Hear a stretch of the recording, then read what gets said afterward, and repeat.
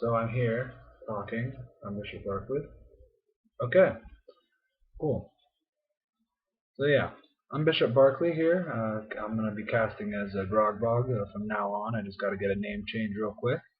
I wanted to make my first video, and I'm gonna make a quick item preview video. It's season 3. Season 3 just came out a couple days ago. I'm just gonna go through some of the new items in a custom game here, and talk a little bit about them. I'm not gonna do anything fancy, show what they do necessarily.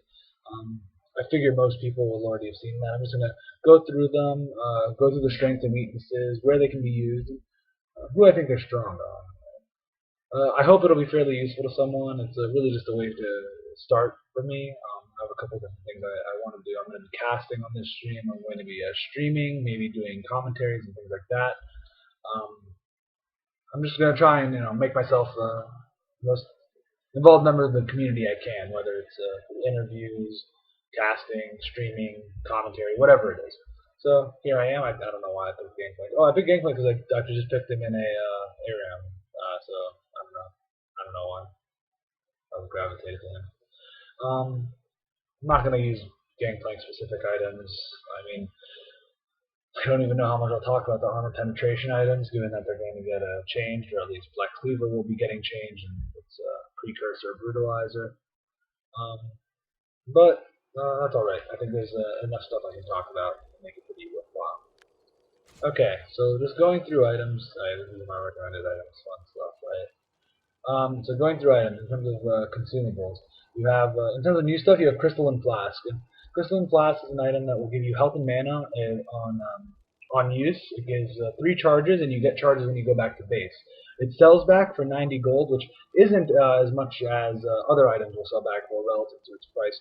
But almost after one one use of all the charges, you're getting your money back. So it is a very cost-effective item. But here's my trepidation with it. Because it has health and mana together, if you're using it for mana, oftentimes you won't need the health. And if you're using it for health, oftentimes you won't need the mana. So each charge has a gold value assigned to it based on the stats that it's getting. But you aren't always going to get those charges. Aren't always going to get those charges to have their full effect. The same way you might with health potions and mana potions. Also, because of its cost, it's enticing as a starting item.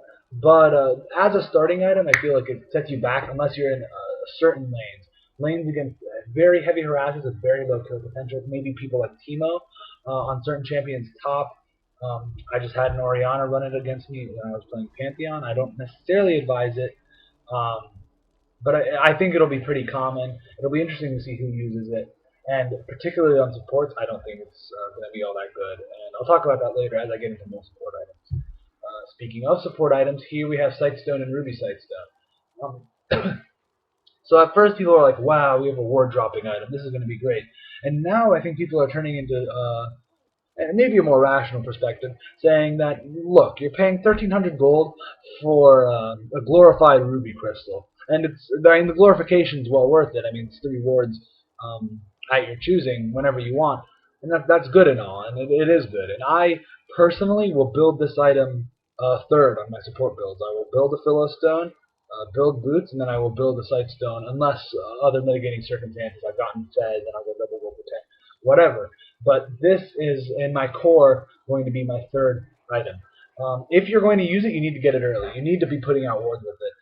I think it does encourage good warding. It's one of those things that encourages good habits. You want things that will encourage you to become a better player. So if I finally give up Sightstone, I will be in the mindset that I will be wanting to drop wards at the rate that Sightstone will let me at. This is why I never play champions like Tryndamere. I mean, diving into the enemy team and popping your ult is nice, and Tryndamere might have been a good character back in the day when he was able to do that and really do a lot of damage and not get kited. But I didn't play him because it teaches you bad habits. If you do that on other champions who don't have that very specific mechanic, then you're going to get rocked. Likewise, I think Sightstone can teach you good habits, and I think that for the most part, people are reluctant to place wards, and Sightstone as an item will change that mindset. And that mindset is worth more than the 1,300 gold will ever cost. Also, and maybe more importantly, with Heart of Gold being removed, Heart of Gold was my favorite item in the game. I probably lost 200 elo worth of skill when Heart of Gold was removed, honestly, because I built it everywhere. Mid, top, support, jungle, everywhere. Not AD carry, so I don't play AD carry. But you need a health. I feel like you need a health source, especially on certain supports that are becoming more and more popular. Supports like Lux, Zyra, Morgana. These type of offensive caster supports need a source of health, some source of health, at least in early laning. People say, oh, you can get by with positioning, and a lot of those AP items are really enticing. Twin Shadows, Shard of True Ice, Banner of Command. These are all supporting AP items that they added in to give those type of characters options that I feel people are forgetting why Heart of Gold was such a thing. Heart of Gold was such a thing to the point where people were building it over Philistone, and there's a reason for it. If you're rushing into Philistone in lane, you're inherently squishier, and people who are rushing into Philistone and then into Kages and with no defensive stats at all are putting them at risk to lanes like Taric, who are already strong, even in the old meta. You had to build those things to counter that, and people have kind of just forgot about it. So Sightstone and Ruby Sightstone give you a source of health. I think it's the most effective source of health. Given that you can go into Ruby Sightstone, it only will take up one slot, and it will serve two functions. It will serve a ward function and a health function. And that's very useful, because then you can start building other AP-oriented items. You can build that Shard of True Eyes. You can build that Twin Shadows. You can feel strong while not being scared you're going to die. If you're wasting slots, not wasting slots, but if you're using slots on Kindle Gems and wards, you're not going to be able to build as many AP items. You will inherently be worse come late game. So overall, I understand Ruby Sightstone is a expensive item that oftentimes may not be worth its gold cost. Some of the amount of wards it gives may be excessive at times. It may not be enough at times. But despite those flaws, I think it's a necessary item, a very good item. I'm happy that they added it in. This is going to take a long time to go through every item, so I think I'm going to just keep this catered to supports for the most part. I have talked about Flask, and I have talked about Ruby Sightstone. So I just have to go through and I haven't actually planned on this. Music's Herald is interesting. I mean, it still builds out of the Vamp Scepter. The Vamp Scepter's changed now. It builds out a Longsword. That's kind of a drag, but at least you're not paying for attack speed and life steal that you're not really going to be using on the support. So it builds out a Kindle Gem now. It always builds out a Kindle Gem, sorry. But you're paying for 250 health, 15% CDR. I kind of like it. It's a bit more expensive than the old Zeke's. Not egregiously so. It's still pretty useful. It doesn't give attack speed anymore. It gives damage. I'm okay with that. I think most people are. 80 carries have a few more attack speed options now. But it's just an interesting change. Shirelia's is pretty much the same. Built out of the new Philo. It's changed somewhat, but I couldn't actually tell you exactly what. This is interesting. So I think this is a huge change. So Locket of the Iron Solari now builds out a Kindle Gem, and I mean Kindle Gem was like stupidly overpowered regardless, but having so many options for it now is just absolutely great. Like it builds out of 3 very easy things to build. Supports can get all 3 of these pieces. They want all 3 of these pieces at various points of the game, and it's overall very low cost, and it still gives a very strong shield. That is an incredibly strong shield if you actually get it off on 5 allies just in the middle of the fight. The minute you initiate, if you use this item properly, it's more than worth the gold cost. It gives you the health and tankiness you need. Gives you health regen. I love this item. This item will replace Zeke's, in my opinion, as the go-to item for supports. It may even replace Aegis, honestly, because of Runic Bulwark's high cost total. I think you might see other characters trying to get Runic Bulwark, whether it's the top or the jungler. And you could see some supports running Locket of the Iron Solari. I like it a lot. Full endorsement, really. I guess I talked about it. Runic Bulwark and Aegis of the Legion. Aegis of the Legion now builds out of Emblem of Valor. That's good. That much is good. Other things that are going to happen with this thing, though, is that the Runic Bulwark upgrade, it gives you more magic resist and more health, so you have a larger aura. Essentially what this means is that supports aren't going to be able to pay for it. I realize ambient gold gains increase, whatever. It's going to be hard to pay for. You're not going to get to that point a lot, and if you do, you're only going to have this, and you're paying for a lot of magic resistance that you may or may not use. I could see other people getting it. It's good that it builds out of Emblem of Valor. I don't know if that change alone is worth the increase in the price. It's up to 2150 now. It is a slightly better item though as well. But expect fewer Aegises as time goes on. But Aegis is still obviously an incredibly strong item. you won't see as many double Aegises, double, and sometimes you even saw triple Aegises. Those were excessive. Those were excessive. A couple other things now. I just passed the Banner of Command. So this item, I'm building on AP mid. Given all the aggressive AD bruiser types that are going mid, I'm kind of rushing Banner of Command on everyone now. Statistically, it's for 2400. It's not giving you a lot. It's just not. It's giving you 50 AP, 30 armor, and a health regen aura. I will say that the minion pushing is relatively noticeable. 15% increased damage is pretty significant, especially come late game um, when you're actually really trying to push for prolonged periods of time. Promote is still strong, and promote is another one of those things that encourages good habits, because regardless of the strength of promote as an ability or as it was as a summoner spell, what it did do is people would gather around the promoted minion. The promoted minion forces team play in a way, because if you're not grouping around that promoted minion, you're not forcing pushes with that promoted minion, then it's going to waste. There are other ways to use it, and COG taught us that, such as using it in the base bot lane to counteract pushes you expect or whatnot. Those are high-level tactics, but for the most part, promote, regardless of a strength, is a way you can fabricate good teamwork, and I like that about it. Will be building Banner of Command more on AP mids than on supports. It's just because I don't know what I'm gonna do with Emblem of Valor. I could get Emblem of Valor on lane. There might be certain lanes where I get Emblem of Valor.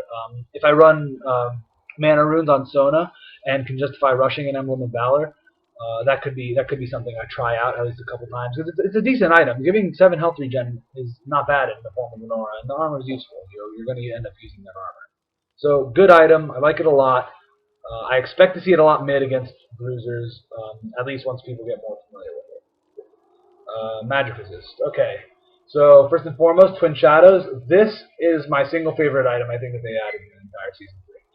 Build out of cages. It gives you magic resist. It gives you move speed out of nowhere. So it gives you the AP and magic resist that Banner of Command do for 500 more. But instead of having promote and extra minion pushing, you have 5% move speed and an interesting active that sends out 2 ghouls, who move pretty fast, by the way. And when they hit an enemy champion, they slow them. And that slowed enemy champion is revealed for 2.5 seconds, as it says. And you're paying 500 less for this than you were Banner of Command, and it builds out of a gold pretend that you would get in the course of your regular game. There's a couple issues with Twin Shadows, namely that it has competition. I guess Emblem of Valor has competition with Aegis. When would you get Banner of Command, really, when you could get Aegis? I could make some arguments for that. But I will say that Twin Shadows at 1900 is an amazing buy. I'm going to be getting it on most of my mids, I imagine, just because I like building gold pretends, and I think it's the better of the 2 cages upgrades. But I'll probably be getting it on supports, even though it loses the gold pretend passes cages. Just an amazing item. 5% move speed is absolutely great, especially on the types of champs you would be getting it on. You'd be getting it on champs like Zyra, champs like Sona, Janna. Janna doesn't need the move speed. She kites well enough as it is. But some of these mage supports can use that move speed to kite and keep themselves alive, and it kind of serves as a substitute for the health that something like Heart of Gold, the old builds of Heart of Gold, Shurelya's Aegis would have provided. Because then even the squishy mages get relatively tanky if they get enough items.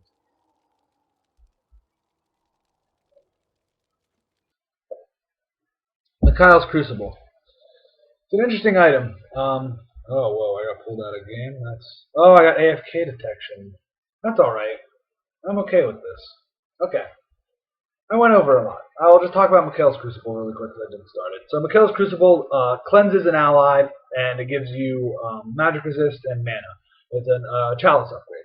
2200 total. Hard to use. The stats aren't worth that price at all, and everyone knows that. But the active is quite strong. Although it won't cleanse, suppresses. So it works like Summoner Spell Cleanse. It does not work like a Quicksilver Sash.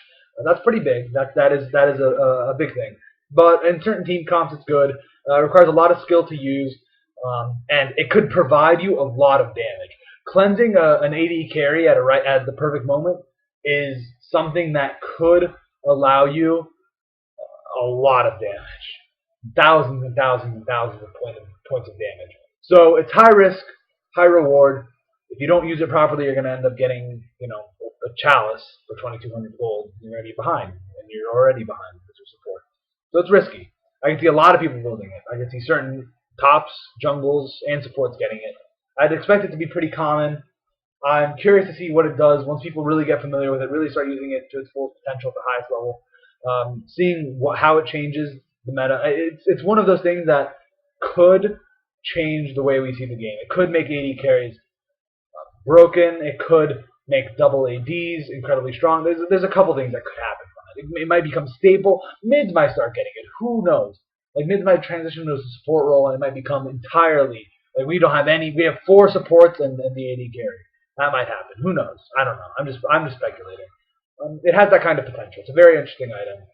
We'll see where it goes. I don't personally love it right now. I've only built it once, but we'll see. We'll see. With that, I'll stop streaming. There's a couple of other items I wanted to get to. I can't imagine I got through like 4 items, but hopefully this is of some use, and it's a passable first video. Passable is what I'm going for. Yeah. Grogbog.